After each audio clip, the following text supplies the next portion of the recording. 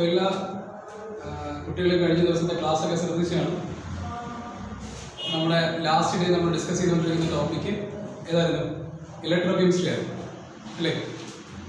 Electro കെമിസ്ട്രിയിൽ ആദ്യത്തെ ക്ലാസ്സിൽ നമ്മൾ ഗാൽവനിക് സെൽ എന്ന് പറയുന്ന ഇലക്ട്രോ കെമിക്കൽ സെല്ലിനെ കുറിച്ച് പഠിച്ചു. അതിനുശേഷം ഇലക്ട്രോലൈറ്റിക് സെൽ അഥവാ വൈദ്യുത വിശ്ലേഷണ സെല്ലിനെ കുറിച്ച് പറഞ്ഞു. പിന്നെ അതിനുശേഷം വരുന്ന ക്ലാസ്സിലാണ് നമ്മൾ പൊട്ടൻഷ്യൽ എന്ന വാക്കിനെ കുറിച്ചൊക്കെ പഠിച്ചു. Potential, displacement reaction, potential, electrode potential എത്ര തരമുണ്ട് ഇതൊക്കെ പഠിച്ചു. ലാസ്റ്റ് ക്ലാസ്സിൽ നമ്മൾ ഡിസ്കസ് ചെയ്ത ടോപ്പിക് ആയിരുന്നു എന്ത്? നെൻസ്റ്റ് ഇക്വേഷൻ. ഓക്കെ, നെൻസ്റ്റ് ഇക്വേഷനെ കുറിച്ചാണ് നമ്മൾ ലാസ്റ്റ് ക്ലാസ്സിൽ ഡിസ്കസ് ചെയ്തത്. ലാസ്റ്റ് ക്ലാസ്സിൽ ഒരു 3-4 ഹോംവർക്കുകൾ ഉണ്ടായിരുന്നു. അപ്പോൾ ഞാൻ അതെല്ലാം ഹോംവർക്കുകളെല്ലാം സിമ്പിളായിരിക്കും, നിങ്ങളെല്ലാവരും ചെയ്ത് കാണുമെന്ന് ഞാൻ വിശ്വസിക്കുന്നു. അപ്പോൾ ആ ഹോംവർക്കിലെ ഒരു സാമ്പിൾ ക്വസ്റ്റ്യൻ ഞാൻ ഇവിടുന്ന് ചെയ്യാൻ പോവാണ്. ഹോംവർക്കിലെ ഒരു സാമ്പിൾ ക്വസ്റ്റ്യൻ ഞാൻ ഇവിടുന്ന് ചെയ്യാൻ പോവാണ്. കഴിഞ്ഞ ആഴ്ച തന്ന ഹോംവർക്കിലെ രണ്ടാമത്തെ ക്വസ്റ്റ്യൻ, സിൽവറും അലൂമിനിയവും ചേർന്ന് ഒരു സെൽ ഉണ്ടാക്കുമ്പോൾ ആ സെല്ലിൻ്റെ നെൻസ്റ്റ് ഇക്വേഷൻ എങ്ങനെ എഴുതാം എന്നുള്ളതായിരുന്നു ക്വസ്റ്റ്യൻ. ശരിയല്ലേ? സിൽവർ Ag പ്ലസ് Al3+, അങ്ങനെ തന്നെയാണ് എഴുതിയിരിക്കുന്നത്. അല്ലെ Al aluminium plus Ag plus. Okay, ശരി. അപ്പോൾ ആ ക്വസ്റ്റ്യനിലേക്ക് നമുക്കൊന്ന് വരാം. അപ്പോൾ അതിന് മുന്നേ നമുക്ക് എല്ലാവർക്കും നെൻസ്റ്റ് ഇക്വേഷൻ എന്താണെന്ന് അറിയാം. നെൻസ്റ്റ് ഇക്വേഷൻ സാമ്പിൾ ഒന്നും എഴുതില്ല. നെൻസ്റ്റ് ഇക്വേഷൻ്റെ സാമ്പിൾ ഈ cell is equal to E0 cell minus 0.0591/n log molar concentration of product by molar concentration of reactant. Okay, പിന്നെ ഇന്നത്തെ ക്ലാസ്സിൽ നമ്മൾ ഡിസ്കസ് ചെയ്യാൻ പോകുന്ന നെൻസ്റ്റ് ഇക്വേഷൻ്റെ 1-2 സ്പെഷ്യൽ നോട്ടുകളുണ്ട്. നെൻസ്റ്റ് ഇക്വേഷൻ്റെ ഇക്വേഷൻ നമ്മൾ പുതിയ രീതിയിലേക്ക് ഒന്ന് മാറ്റി എഴുതും. ആ മാറ്റുന്ന ലുക്ക് എങ്ങനെയാണെന്ന് പഠിക്കണം. അതുപോലെ ഇതിൻ്റെ 1-2 പ്രോബ്ലം കൂടി നമുക്ക് ഇന്നത്തെ ക്ലാസ്സിൽ ചെയ്യണം. അപ്പോൾ ആ നെൻസ്റ്റ് ഇക്വേഷൻ എന്ന ടോപ്പിക്ക് കംപ്ലീറ്റ് ആയിട്ട് ചെയ്യും. ഓക്കെ, അപ്പോൾ എല്ലാവർക്കും നെൻസ്റ്റ് ഇക്വേഷൻ ഓർമ്മയുണ്ടല്ലോ.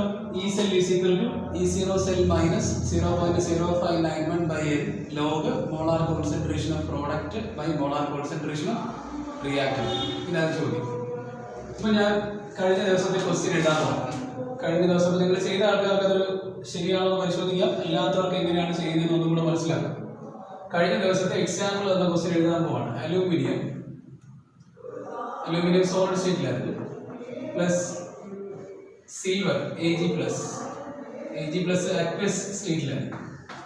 Aluminium plus silver gives Al3+ plus Ag. ഇതായിരുന്നു നമ്മുടെ ചോദ്യം. ഓക്കെ, ഇതിന്റെ നെൻസ്റ്റ് ഇക്വേഷൻ എങ്ങനെ എഴുതുന്നതായിരുന്നു question. Write out the Nernst equation for the following cell എന്ന് പറഞ്ഞാൽ ഈ സെല്ലാണ് തന്നിരുന്നത്. അപ്പോൾ ഈ നെൻസ്റ്റ് ഇക്വേഷൻ എഴുതണമെങ്കിൽ ചെറിയ ജോലിയുണ്ട്. എന്തൊക്കെയായിരുന്നു ചെറിയ ജോലി? ആദ്യം നമ്മൾ ഈ നെൻസ്റ്റ് ഇക്വേഷനെ എഴുതാൻ വേണ്ടി 2 ഇക്വേഷനെയും 2 ചെറിയ ഇക്വേഷൻസ് ആയിട്ട് മുറിക്കുന്നു. അലൂമിനിയം കൂടെ ഒരു പീസായിട്ട്. അപ്പോൾ നമ്മൾ തൽക്കാലം സൈഡിലേക്ക് ഒന്ന് മാറ്റി ഇടാം. Al gives Al3+. ഇനി സിൽവറും കൂടെ ഒരു പീസായിട്ട് നമ്മൾ മാറ്റി ഇടും.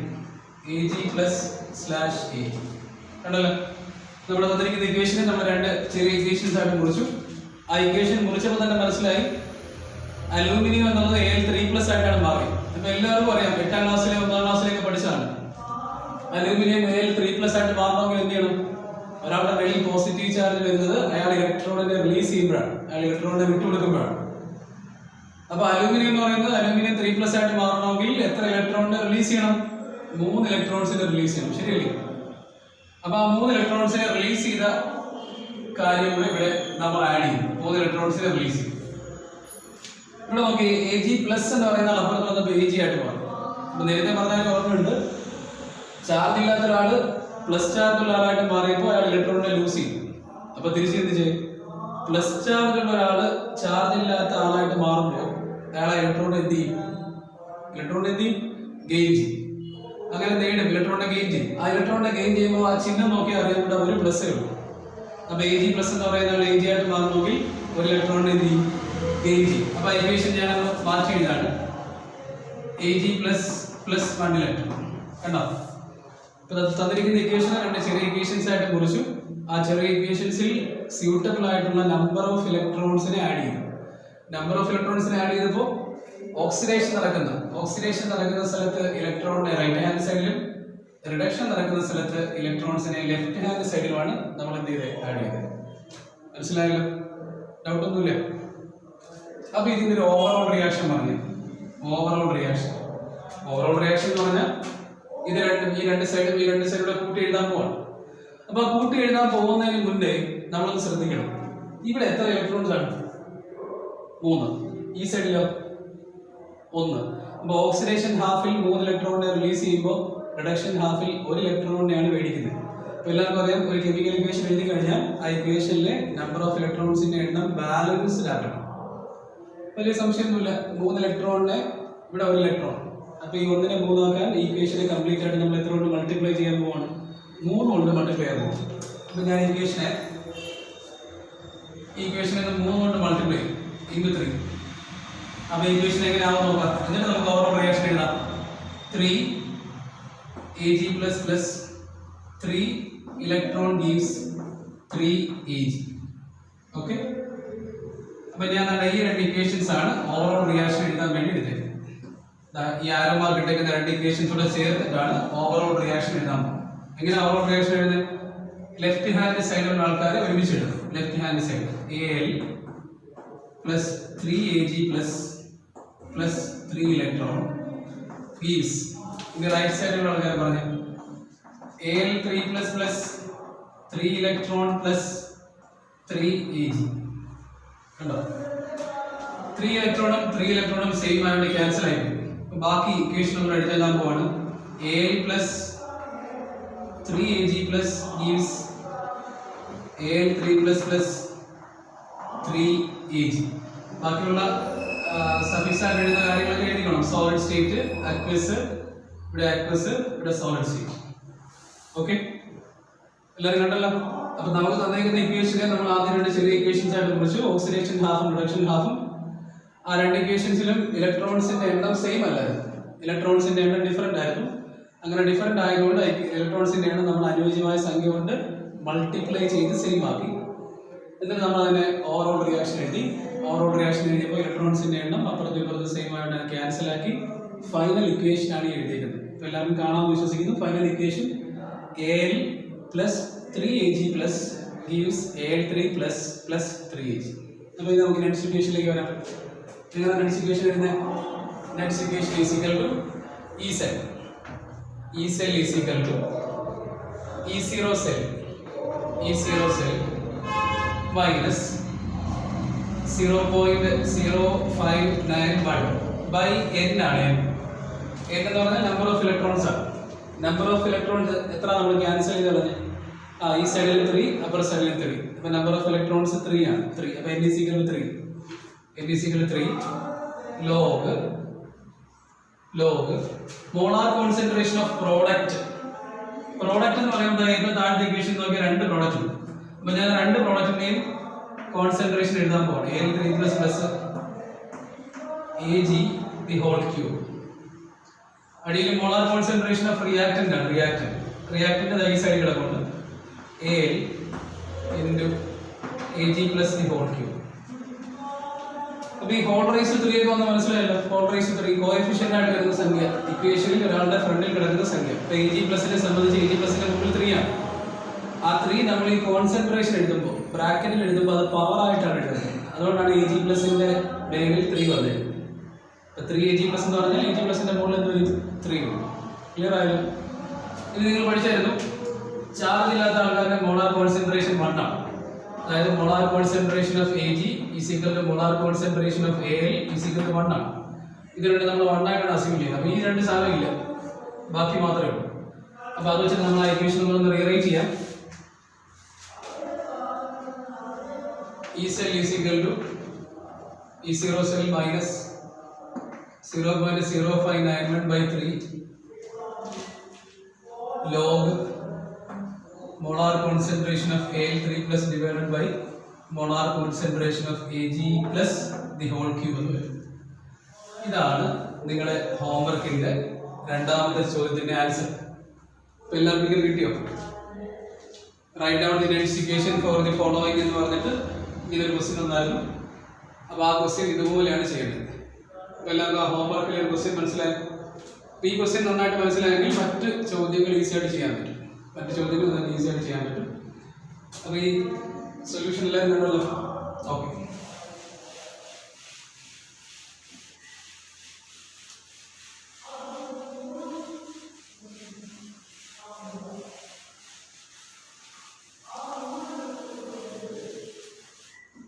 ഓക്കെ. ഇത് കൂടാതെ ഒരു ഹോംവർക്ക് കൂടി ഉണ്ടായിരുന്നു. ഒരു സിംഗിൾ ഇലക്ട്രോഡ് റിയാക്ഷൻ വരുന്ന ഒരു ഹോംവർക്ക് ഉണ്ടായിരുന്നു. അപ്പോൾ ആ ഹോംവർക്ക് ഞാൻ ഇന്നത്തെ ക്ലാസ്സിൽ അല്പം കൂടി പഠിപ്പിക്കാനുള്ളത് പഠിപ്പിച്ചു കഴിഞ്ഞതിന് ശേഷം നമ്മളൊരു പ്രോബ്ലം ഡിസ്കസ് ചെയ്യുന്നുണ്ട്. ആ പ്രോബ്ലം ഡിസ്കസ് ചെയ്യുമ്പോൾ ആ ഹോംവർക്കിലെ രണ്ടാമത്തെ ടൈപ്പ് ക്വസ്റ്റ്യൻ കൂടെ നമ്മൾ അതിനകത്ത് ഡിസ്കസ് ചെയ്യും.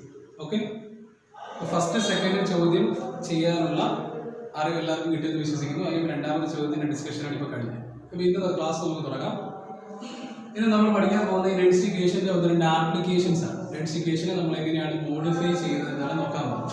ഓക്കെ, അപ്പോൾ ആ ഡെൻസിഫിക്കേഷനെ മോഡിഫൈ ചെയ്യുന്നതിന് വേണ്ടി നമ്മൾ ആ ഒറിജിനൽ ഡെൻസിഫിക്കേഷൻ ഒന്ന് എഴുതിയിരുന്നു.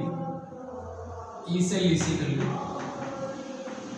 E0 cell minus 0.0591 by n log molar concentration of product. ഞാൻ എല്ലാം എഴുതുന്നില്ല. Product molar concentration of reactant.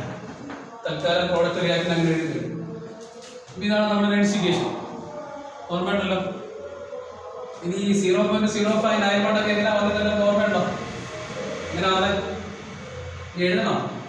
E cell is equal to E0 cell minus 2.303 RT by NF log molar concentration of product by molar concentration of reactant. ഈ രണ്ടാമത് എഴുതിയിരിക്കുന്ന ഇക്വേഷനിലാണ് നമ്മൾ ആദ്യം പഠിച്ചത്. എന്നാലും നമ്മൾ ഈ ആറിന്റെ വാല്യൂ 8.31 എന്നാണ്. അതുപോലെ ടിയുടെ വാല്യൂ 3298 കെൽവിൻ, എഫിന്റെ വാല്യൂ 96500. ഇത് കഴിഞ്ഞ ദിവസം നമ്മൾ ഡിസ്കസ് ചെയ്തതാണ്. ഈ ആറിന്റെ ടിയുടെ എഫിന്റെ ഒക്കെ വാല്യൂ കൊടുത്ത് ഗുണിച്ച് മൾട്ടിപ്ലൈ ചെയ്ത് ഡിവൈഡ് ചെയ്ത് കിട്ടുന്ന ഫൈനൽ ആൻസർ ആണ് ഇത്. ഇതൊക്കെ ഈ രണ്ട് ഇക്വേഷൻസിൽ ഏത് ഇക്വേഷൻ വേണമെങ്കിലും പ്രോബ്ലം ചെയ്യാൻ യൂസ് ചെയ്യാം. അപ്പോൾ ഞാൻ രണ്ടും എഴുതിയിട്ടുണ്ട്. നമുക്ക് എങ്ങനെയാണ് ആ ചേഞ്ചസ് വരുന്നത് നോക്കാം. അപ്പോൾ നോട്ട് നമ്പർ 1, ഒന്നാമത്തെ നോട്ടാണ് നമ്മൾ ഡിസ്കസ് ചെയ്യാൻ പോകുന്നത്. Not number 1. ഞാനൊരു റിയാക്ഷൻ എഴുതാൻ പോകാം. Consider A general electro chemical reaction. Consider A general electro chemical reaction. ആ റിയാക്ഷൻ ഇക്വേഷൻ ഇതാണ്. A plus B gives CC plus DD. Okay, ഇതാണ് ആ ഇലക്ട്രോ കെമിക്കൽ റിയാക്ഷൻ്റെ ഇക്വേഷൻ. അപ്പോൾ ഇനിഷ്യലി നമുക്ക് വേണമെങ്കിൽ റിവേഴ്സിബിൾ റിയാക്ഷൻ ഇല്ല, single reaction. A plus B gives CC plus DD. Okay ആണല്ലോ. ഇപ്പം ഇതിൻ്റെ ഡെൻസിഫിക്കേഷൻ എഴുതാം. ഇങ്ങനെ എഴുതുന്നത് ഇതിൻ്റെ ഇക്വേഷൻ നോട്ട് നമ്പർ 1 ആണ്. ഇതിൻ്റെ ഡെൻസിഫിക്കേഷൻ ചുമ്മാ പറഞ്ഞാൽ മതി. E cell is equal to E0 cell minus ഇങ്ങനെ വേണമെങ്കിൽ എഴുതാം. സെക്കൻഡ് ഫോമിൽ എഴുതുന്നെങ്കിൽ അങ്ങനെ എഴുതാം, ഫസ്റ്റ് ഫോമിൽ എഴുതുന്നത് അങ്ങനെ എഴുതാം. അപ്പോൾ തൽക്കാലം ഞാൻ സെക്കൻഡ് ഫോമിൽ എഴുതുന്നു. എല്ലാം ശീലിക്കണമല്ലോ. 2.303 RT by NF log. ഇനിയാണ് നോക്കണ്ടേ മോളാർ കോൺസെൻട്രേഷൻ ഓഫ് പ്രോഡക്റ്റ് ആണ് വരുന്നത്. Product molar concentration of C raised to C into molar concentration of D raised to D divided by molar concentration of A raised to A into molar concentration of B raised to B. ഈ സൈഡിലേക്ക് കാണാൻ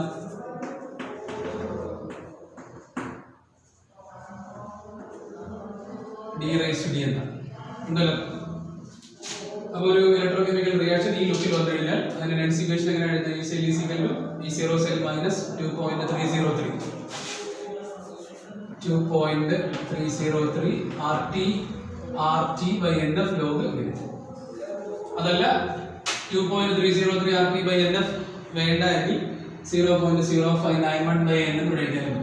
അപ്പോൾ എങ്ങനെ നമുക്ക് വായിക്കാം? നമുക്ക് ചേർത്തിട്ട് E cell is equal to E0 cell minus 0.0591 by n. അങ്ങനെ വേണമെങ്കിൽ എഴുതാം 2.303 RT by NF എന്ന് വേണമെങ്കിൽ എഴുതാം. അപ്പോൾ ഇതാണ് ഫസ്റ്റ് ലോ. ക്ലിയർ ആണ്? ഡെൻസിഫിക്കേഷൻ്റെ ഒന്നാമത്തെ നോട്ട് ക്ലിയർ ആണ്. രണ്ടാമത്തെ നോട്ട് നമ്പർ 2 ആണ്. നോട്ട് നമ്പർ 2 രണ്ട് പ്രത്യേകതകളാണ്. ഒന്ന്, ഈ റിയാക്ഷൻ തന്നെ നമ്മൾ പരിഗണിക്കാൻ പോകുന്നത് A mole A plus B mole B C mole C plus D mole. ഇതൊരു സ്റ്റേജ് പരിഗണിക്കാൻ പോകുന്നത് അറ്റ് ഇക്വിലിബ്രിയം. ഇക്വിലിബ്രിയം നമ്മളൊന്ന് പരിഗണിക്കാൻ പോകുന്നത് ഇക്വിലിബ്രിയം സ്റ്റേജ് എന്നൊക്കെ പറഞ്ഞാൽ എനിക്കൊന്ന് ആദ്യത്തെ ക്ലാസ്സിൽ നമ്മൾ ഗാലറി സെല്ലിനെ കുറിച്ച് പഠിച്ചു. ഗാലറി സെല്ലിനെ കുറിച്ച് പഠിച്ചപ്പോൾ രണ്ട് ബീക്കറൊക്കെ വരച്ചാൽ സിങ്ക് റോഡ് സിങ്ക് സൾഫേറ്റ് സൊല്യൂഷനിൽ ഡിപ്പ് ചെയ്ത് വെച്ചു, അപ്പുറത്ത് കോപ്പർ റോഡ് കോപ്പർ സൾഫേറ്റ് സൊല്യൂഷനിൽ ഡിപ്പ് ചെയ്ത് വെച്ചില്ലേ. ഇതിൽ നമ്മൾ ആഫ്റ്റർ ദി ഫസ്റ്റ് റിയാക്ഷൻ, അതായത് അന്ന് പഠിച്ച സമയത്ത് എത്ര പേർക്ക് ഓർമ്മയുണ്ടെന്ന് അറിയത്തില്ല, അന്ന് പഠിച്ച സമയത്ത് നമ്മൾ പറഞ്ഞു ഓരോ റിയാക്ഷൻ കഴിയുന്നതോറും ഈ സെല്ലിലെ സിങ്ക് Zn2+ കോൺസെൻട്രേഷൻ കൂടി വരും, കോപ്പർ സൾഫേറ്റിന്റെ കോൺസെൻട്രേഷൻ എന്ത് ചെയ്യും? കുറഞ്ഞു പറഞ്ഞാൽ എന്തിനാണ് നമ്മൾ സാൾട്ട് ബ്രിഡ്ജ് ആക്ട് ചെയ്ത് ചാർജ് ന്യൂട്രലൈസ് ചെയ്ത് വീണ്ടും ആ റിയാക്ഷൻ നടക്കുന്നത് നമുക്ക് അന്ന് പറഞ്ഞായിരുന്നു. അപ്പോൾ ഓർമ്മയുള്ള ആൾക്കാരൊന്നും ഓർമ്മിക്കുക, ഇല്ലാത്തവർ ആ വീഡിയോ എന്ത് ചെയ്യാം ഒന്നുകൂടെ കണ്ടിട്ട് എങ്ങനെയാണ് Zn2+ കോൺസെൻട്രേഷൻ ആനോഡിൽ കൂടുന്നത്, എങ്ങനെയാണ് Cu2+ കുറയുന്നത് എന്ന് നമ്മൾ അന്ന് ഡിസ്കസ് ചെയ്യുന്ന കാര്യം ഒന്നുകൂടെ എന്ത് ചെയ്യാം റിവേഴ്സ് പോയി നോക്കാം. ഓക്കെ, ശരി. അപ്പോൾ എന്തായാലും ഇപ്പോൾ പറയാൻ ഇത്രയേ ഉള്ളൂ. അറ്റ് ഇക്വിലിബ്രിയം എന്ന് പറഞ്ഞാൽ എല്ലാവർക്കും അറിയാം സന്തുലനാവസ്ഥ. എന്താണ് സന്തുലനാവസ്ഥ എന്ന് പറഞ്ഞാൽ? ഒരു സൈഡിൽ നിന്ന് മറ്റേ സൈഡിലേക്ക് പോകുന്ന റിയാക്ഷൻ ലെഫ്റ്റിൽ നിന്ന് റൈറ്റിലേക്ക് പോകുന്ന അതേ സ്പീഡിൽ തന്നെ റൈറ്റിൽ നിന്ന് ലെഫ്റ്റിലേക്ക് വന്നത് രണ്ട് ദിശയിലേക്കും ഒരേ അളവിൽ കെമിക്കൽ റിയാക്ഷൻ നടന്നാൽ ആ അവസ്ഥയെ വിളിക്കുന്ന പേരാണ് ഇക്വിലിബ്രിയം. ഓർമ്മയുണ്ടല്ലോ. അപ്പോൾ നമ്മൾ സെല്ല് പഠിച്ചപ്പോൾ നിങ്ങൾക്ക് എല്ലാവർക്കും അറിയാം സെല്ലിനകത്ത് ഇലക്ട്രോൺ ഒഴുകുന്ന എവിടുന്ന് എങ്ങോട്ടാണ്. ഒരു എക്സാമ്പിൾ പറഞ്ഞാൽ സിങ്ക് കോപ്പർ സെല്ലാണ്. ഞാൻ ചുമ്മാ എഴുതുന്നേ ഉള്ളൂ, എല്ലാവർക്കും അറിയാം zinc copper cell. Zinc copper സെല്ലിൽ ആദ്യം വരയ്ക്കുന്ന സിങ്കിന്റെ ബീക്കർ ആയിരിക്കും. സിങ്കിന്റെ ഒരു ദണ്ട് സിങ്ക് സൾഫേറ്റിൽ അരിയിൽ ഇറക്കി വെച്ചേക്കുന്ന ഒരു ബീക്കർ ആയിരിക്കും ആദ്യം വരയ്ക്കുന്നത്. അതിന് തൊട്ടപ്പുറത്തായിരിക്കും കോപ്പറിന്റെ ഒരു ദണ്ട് കോപ്പർ സൾഫേറ്റിൽ അരിയിൽ ഇറക്കി വെച്ചേക്കുന്ന ഒരു സൊല്യൂഷൻ വരയ്ക്കുന്നത്. രണ്ടുപേരും വോൾട്ട് മീറ്റർ വഴി നമ്മളത് കണക്ട് ചെയ്തു. എല്ലാവർക്കും ഓർമ്മയുണ്ടല്ലോ ആദ്യം വരച്ച പടം, ഗാലറി സെല്ലിന്റെ പടം ഓർമ്മയുണ്ട്. ആ പടത്തിൽ എവിടെ നിന്ന് എങ്ങോട്ടാണ് ഇലക്ട്രോൺ ഫ്ലോ ചെയ്തത് എല്ലാവർക്കും അറിയാം. സിങ്കിൽ നിന്ന് കോപ്പറിലേക്ക്, ലെഫ്റ്റിൽ നിന്ന് റൈറ്റിലേക്കാണ് ഇലക്ട്രോൺ ഫ്ലോ ചെയ്യുന്നത്. ഇപ്പൊ ലെഫ്റ്റിൽ നിന്ന് റൈറ്റിലേക്ക് ഇലക്ട്രോൺ ഫ്ലോ ചെയ്യുമ്പോൾ ഫിസിക്സിൽ നമ്മൾ പഠിച്ചിട്ടുണ്ട് കറണ്ട് ഫ്ലോ ചെയ്യുന്നത് എപ്പോഴും എവിടെ നിന്നുകൊണ്ടായിരിക്കും? റൈറ്റിൽ നിന്ന് ലെഫ്റ്റിലേക്ക്. ഇടത്തുനിന്ന് വലത്തോട്ട് ഇലക്ട്രോൺ ഫ്ലോ ചെയ്യുമ്പോൾ കറണ്ട് എപ്പോഴും വലത്തു നിന്നായിരിക്കും ഇടത്തോട്ടായിരിക്കും. നമ്മുടെ സെല്ലിന്റെ പ്രത്യേകത പറഞ്ഞേ, നമ്മുടെ സെല്ല് ഏത് സ്റ്റേജിലാണ്? ഇക്വിലിബ്രിയം എന്ന സ്റ്റേജിലാണ്. എന്താണ് ഇക്വിലിബ്രിയത്തിന്റെ പ്രത്യേകത? ഇക്വിലിബ്രിയത്തിൽ ഫോർവേഡ് റിയാക്ഷനും ബാക്ക്വേർഡ് റിയാക്ഷനും ഒരേ സമയം നടക്കും. എന്ന് വെച്ചാൽ ആ ടൈമിൽ ആ രണ്ട് ഇലക്ട്രോണിന്റെയും പൊട്ടൻഷ്യൽ ഈക്വൽ ആകും. രണ്ട് ഇലക്ട്രോണിന്റെയും പൊട്ടൻഷ്യൽ ഓൾമോസ്റ്റ് എന്താകും? ഈക്വൽ ആകും. അങ്ങനെ ഈക്വൽ ആകുന്ന സമയത്ത് അവിടുത്തെ സെല്ലിന്റെ കറണ്ട് 0 ആയിരിക്കും. അപ്പോൾ നേരത്തെ കാര്യം ചിന്തിക്കാൻ പറ്റാത്ത ആൾക്കാർക്ക് ചിലപ്പോൾ ഇത് മനസ്സിലാക്കാൻ എളുപ്പമായിരിക്കും. അപ്പോൾ അങ്ങനെയെങ്കിൽ നേരത്തെ കാര്യം നോക്കാൻ പറ്റത്തില്ല, മൊബൈലിൽ വീഡിയോ ഇല്ല എങ്കിൽ തൽക്കാലം ഇത്രയും പഠിക്കുക. ഇക്വിലിബ്രിയം സ്റ്റേജിൽ ഒരു സെല്ലിന്റെ കറണ്ട് 0 ആയിരിക്കും. ഒരു സെല്ലിൽ നിന്ന് നമുക്ക് കിട്ടുന്ന വോൾട്ടേജ് എന്തായിരിക്കും? 0 ആയിരിക്കും. വോൾട്ടേജ് കണ്ടുപിടിക്കാനുള്ള ഇക്വേഷനാണ് ഇപ്പോൾ തന്നെ എഴുതിക്കൊണ്ടിരിക്കുന്നത്, ഇ സെൽ. അപ്പോൾ ആ ഇക്വിലിബ്രിയത്തിൽ ഇ സെൽ എന്തായിരിക്കും? 0 ആയിരിക്കും. അപ്പോൾ വാല്യൂ നമുക്ക് കൊണ്ട് കൊടുക്കാം. At equilibrium E cell is equal to 0. അതായത് ആ സെല്ലിനകത്ത് കറണ്ട് ഇല്ല, ഈ സെൽ ഈസ് ഈക്വൽ ടു 0. അപ്പോൾ വാല്യൂ ഇവിടെ സബ്സ്റ്റിറ്റ്യൂട്ട് ചെയ്യാൻ പോവാണ്. ഈ സെല്ലിന്റെ സ്ഥലത്ത് 0 വരും. 0 ഈസ് ഈക്വൽ ടു ബാക്കി E0 cell minus 2.303 RT by NF log. Logarithm കഴിഞ്ഞ പ്രത്യേകത ശ്രദ്ധിച്ചോളാം. ഈ കിടക്കുന്ന ആളെ ലോഗരിതം ഇല്ലാതെ ബാക്കി കിടക്കുന്ന ആളിനെ ഞാൻ ഇങ്ങോട്ട് മാറ്റി എഴുതാൻ പോകാം. C raised to C into D raised to D divided by A raised to A into B raised to B. ഇവിടെ എല്ലാവർക്കും പരിചയം കാണും. ഞാൻ എഴുതിയപ്പോൾ തന്നെ ഓൾമോസ്റ്റ് എഴുതുന്നതിന് മുമ്പ് ആൾക്കാരുടെ വായിലെത്തി കാണും. ഇത് അറിയാതെ ഒട്ടുമിക്ക ആൾക്കാരില്ല. C raised to C into D raised to D divided by A raised to A into B raised to B. ഈ ഒരു ലുക്കിനെ കഴിഞ്ഞ വർഷം ഇക്വിലിബ്രിയം എന്ന ചാപ്റ്ററിൽ ഒരു പേര് വിളിച്ചു. എന്താ വിളിച്ചത്? ആ KC, ഇക്വിലിബ്രിയം കോൺസ്റ്റന്റ് എന്നാണ് വിളിച്ചത്, KC. അപ്പോൾ ആ ഇക്വിലിബ്രിയം കോൺസ്റ്റന്റിന്റെ ഇക്വേഷനാണ് ഈ തന്നേക്കുന്നത്. അപ്പം നമുക്ക് ഈ ലോഗരിതം കഴിഞ്ഞ് വരുന്ന ഈ ടേമിന് പകരം നമുക്ക് ഏത് വാക്ക് കൊടുക്കാം? KC എന്ന ലെറ്റർ കൊടുക്കാം. അപ്പോൾ ഈ ഇക്വേഷൻ പുതിയൊരു ഫോമിലേക്ക് മാറി. 0 = E0 cell minus 2.303 RT/NF log KC എന്നാണ്. ഇനി ശ്രദ്ധിച്ചോളെ, ഈ മൈനസും ഈ ടേമും എല്ലാം ഇപ്പുറം കൊണ്ടുവരുന്നത് സങ്കല്പിക്കും. ഈ മൈനസ് ഉൾപ്പെടെ ഇത്രയും ടേം എടുത്ത് ഈ സമത്തിന് ഇപ്പുറം വരുന്നത് സങ്കല്പിക്കും. അപ്പോൾ അതെന്താ? പ്ലസ് ആവുമ്പോൾ എങ്ങനെ വരും? 2.303 RT/NF log KC = E0 cell. Okay, സാറിന് നമ്മൾ ഇക്വേഷൻ അല്ല പറയുന്നത്, തിരിച്ചാ പറയുന്നത്. അവിടെ നമ്മൾ therefore എങ്ങനെ നമുക്ക് കൺക്ലൂഡ് ചെയ്യാം? E0 cell = 2.303 RT/NF log KC. ഇതാണ് രണ്ടാമത്തെ നോട്ട്. അപ്പോൾ ചില ആൾക്കാർ 2.303 RT/NF വേണോ അതോ മറ്റതാണോ നല്ലത്? കണക്ക് ചെയ്യാൻ ഏറ്റവും എളുപ്പം ഇതാണ്. പിന്നെ കിടന്ന് മൾട്ടിപ്ലൈ ഉണ്ടല്ലോ. അപ്പോൾ ആ ഫോമിലൂടെ നമുക്ക് ഇക്വേഷൻ എഴുതാം. E0 cell = 0.0591/n log KC. അപ്പോൾ ഈ ബോർഡിൽ ഏറ്റവും താഴെ എഴുതിയിരിക്കുന്ന ഈ രണ്ട് ഫോർമാറ്റിൽ ഏത് ഫോർമാറ്റ് വേണമെങ്കിലും കണക്ക് ചെയ്യാൻ നമുക്ക് എന്ത് ചെയ്യാം? ഉപയോഗിക്കാം. രണ്ടാമത്തെ നോട്ട് മനസ്സിലായി? Consider a general electrochemical reaction AA plus DB gives CC plus DD.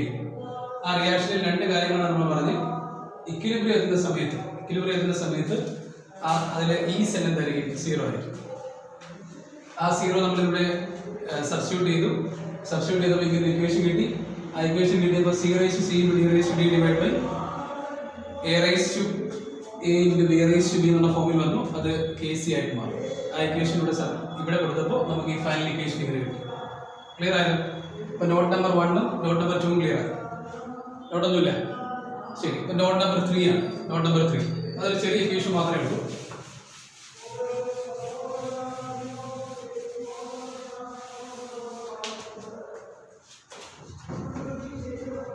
Not number 3 നമ്മൾ പ്ലസ് 1 ഡിസ്കസ് ചെയ്ത സ്റ്റാൻഡേർഡ് ഫ്രീ എനർജി ചെയിൻ എന്ന് പറയുന്ന ഇക്വേഷൻ. അതിനകത്ത് വേറെ ഒന്നും പഠിക്കാനില്ല. ഇക്വേഷൻ നിങ്ങൾ കാണാൻ പഠിച്ചാൽ മതി. Delta G0 = -NF E0 cell. ഈ ഡെൽറ്റ G0 എന്ന് പറഞ്ഞാൽ സ്റ്റാൻഡേർഡ് ഫ്രീ എനർജി ചെയിൻ എന്നാണ്. Standard Gibbs energy change, standard free energy change. അതിൽ N നമ്പർ ഓഫ് ഇലക്ട്രോൺസ് ആണ്, F ഫാരഡേ കോൺസ്റ്റന്റ് ആണ്, E0 സെൽ എന്നാണ് സ്റ്റാൻഡേർഡ് സെൽ പൊട്ടൻഷ്യൽ. അപ്പോൾ ഈ ഇക്വേഷൻ ഇത് ഉപയോഗിച്ച് നമുക്ക് പ്രോബ്ലം ചെയ്യാനുണ്ട്. ഈ ഇക്വേഷൻ എങ്ങനെ വന്നതെന്ന് നമുക്ക് പഠിക്കാനില്ല. ഇക്വേഷൻ എന്താണ്, അതിലെ അക്ഷരങ്ങൾ എന്തൊക്കെയാണ് സൂചിപ്പിക്കുന്നത് മാത്രം പഠിച്ചാൽ മതി. അപ്പോൾ എന്തൊക്കെയാണ്?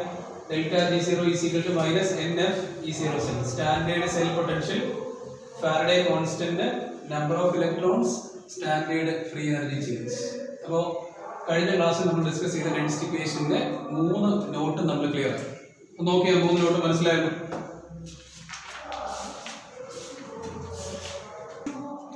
നോട്ട് നമ്പർ 4ലേക്ക് പോവാം.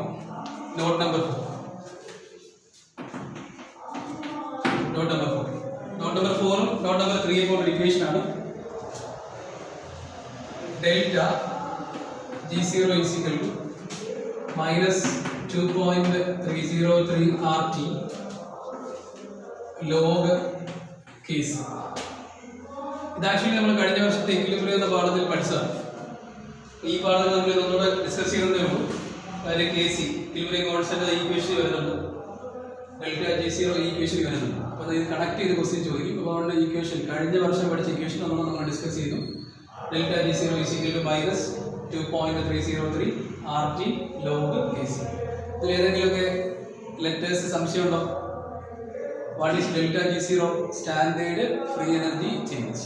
ഓർമ്മയുണ്ടോ? ഫ്രീ എനർജി എല്ലാ സിസ്റ്റത്തിലും എന്തൊക്കെയാണ് പറഞ്ഞാൽ എല്ലാ സിസ്റ്റത്തിൻ്റെ ഉള്ളിലും ഒരു definite amount of energy available ആണ്. അതിനെ അവർക്ക് യൂസ്ഫുൾ ആയിട്ടുള്ള വർക്കായിട്ട് കൺവേർട്ട് ചെയ്യാൻ പറ്റും. അപ്പോൾ യൂസ്ഫുൾ ആയിട്ടുള്ള വർക്കായിട്ട് കൺവേർട്ട് ചെയ്യാൻ പറ്റിയ എനർജി വിളിക്കുന്ന പേരാണ് ഫ്രീ എനർജി. ഓർമ്മയുണ്ടായിരിക്കും. ക്യാപിറ്റൽ ആർ എന്താണ്? കഴിഞ്ഞ ദിവസം പറഞ്ഞ യൂണിവേഴ്സൽ ഗ്യാസ് കോൺസ്റ്റന്റ്. ടി എന്താണ്? T temperature, kelvin scale temperature ആണ് നമ്മൾ സാധാരണ യൂസ് ചെയ്യുന്നത്. ദെൻ KC എന്താണ്? Equilibrium constant. അപ്പോൾ ഇത് രണ്ടും ഓരോ മാർക്കിന്റെ ക്വസ്റ്റ്യൻ ആയിട്ട് ചോദിക്കും. ക്വസ്റ്റ്യൻ ഇത്രയാണ്: what is the relationship between standard free energy change and standard cell potential? ഇതായിരിക്കും ചോദ്യം. വേറെ ഒന്നും എഴുതാനില്ല. ദ റിലേഷൻഷിപ്പ് ഈസ് എന്ന് പറയുന്ന ഇക്വേഷൻ എഴുതി വയ്ക്കുക. ഇക്വേഷന്റെ ടേംസ് എന്തൊക്കെയാണ് എഴുതി വയ്ക്കുക. ഇവിടെ എങ്ങനെയായിരിക്കും question? What is the relationship between standard free energy change and equilibrium constant? അപ്പോൾ ഇക്വിലിബ്രിയം കോൺസ്റ്റന്റ് KCയും standard free energy change delta G0 തമ്മിലുള്ള റിലേഷൻഷിപ്പ് എന്ന് പറഞ്ഞിട്ട് ഇതൊക്കെ എഴുതി വയ്ക്കും. ടേംസ് എക്സ്പ്ലെയിൻ ചെയ്യും. ഇത്രയേ ഉള്ളൂ നമ്മൾ. ഓക്കെ. അപ്പം നെക്സ്റ്റ് ഇക്വേഷൻ കഴിഞ്ഞ ക്ലാസ്സിൽ നമ്മൾ ഡിസ്കസ് ചെയ്തു. നെക്സ്റ്റ് ഇക്വേഷൻ എഴുതാൻ എല്ലാവർക്കും അറിയാം. നെക്സ്റ്റ് ഇക്വേഷൻ്റെ നോട്ട് നമ്പർ 1, നോട്ട് നമ്പർ 2, ഇപ്പോൾ note number 3 and note number 4, 4 പ്രധാനപ്പെട്ട ഫോർമാറ്റിലെ ഇക്വേഷൻസ് നമ്മൾ കണ്ടു. അതിൽ ഓരോ അക്ഷരങ്ങളും എന്താണെന്ന് പറഞ്ഞു. സംശയമുള്ള ആളുകൾ എന്ത് ചെയ്യുക? ഒന്നുകൂടെ കേട്ട് നോക്കുക. ഓരോ അക്ഷരങ്ങളും എന്താണെന്ന് നോക്കുക. അതൊരു പേപ്പറിലേക്ക് എഴുതി വയ്ക്കുക. അപ്പോൾ നെക്സ്റ്റ് ക്ലാസ്സിൽ നമ്മൾ ഇതിനെ ബേസ് ചെയ്തിട്ടുള്ള പ്രോബ്ലങ്ങളാണ് ഡിസ്കസ് ചെയ്യാൻ പോകുന്നത്. ഈ 4 നോട്ടുമായിട്ട് ബന്ധപ്പെട്ട പ്രോബ്ലങ്ങളാണ് ഡിസ്കസ് ചെയ്യാൻ പോകുന്നത്. അപ്പോൾ അങ്ങനെ ഡിസ്കസ് ചെയ്യുമ്പോൾ കഴിഞ്ഞ ദിവസം നിന്ന ഹോംവർക്കിൽ ഒരു ക്വസ്റ്റ്യൻ കൂടി വരുന്നുണ്ട്. ഹോംവർക്കിലെ അവസാനത്തെ ക്വസ്റ്റ്യൻ ആണ്. ആ ക്വസ്റ്റ്യൻ കൂടി നമുക്ക് അടുത്ത ക്ലാസ്സിൽ ഡിസ്കഷൻ ഉണ്ട്. Okay, thank you.